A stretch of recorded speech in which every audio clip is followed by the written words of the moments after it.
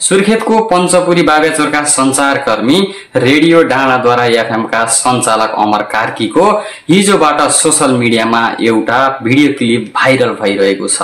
उक्त भिडियोमा अरूको बुढी मन पराउने हो भन्दै 2-4 झापड हानेको भिडियोको दृश्यमा स्पष्ट तरिकाले देखिएको छ। उक्त भिडियोलाई मैले सामाजिक सञ्जालमा राखेको थिएँ। सामाजिक सञ्जालमा राखिसकेपछि कतिपयले राम्रो कमेन्ट गरेका छन् भने कतिपयले नराम्रो कमेन्ट गरेका छन्।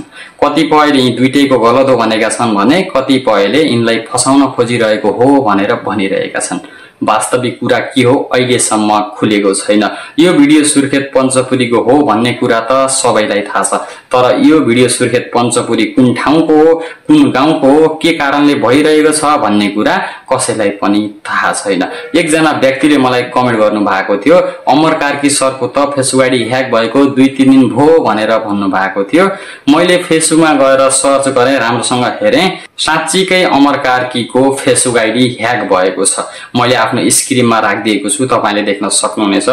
प्रोफाइल फोटो पनि चेन्ज भएको छ, कभर फोटो पनि चेन्ज भएको छ।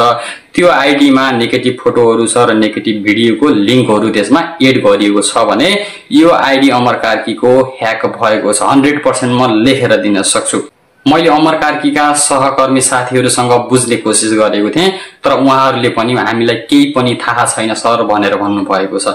वास्तविक कुरा के हो कसैलाई पनि थाहा छैन। वास्तविक कुरा थाहा पाउनको लागि अमर कार्की आफै आएर बोल्नुपर्छ, त्यसपछि मात्रै थाहा हुन्छ।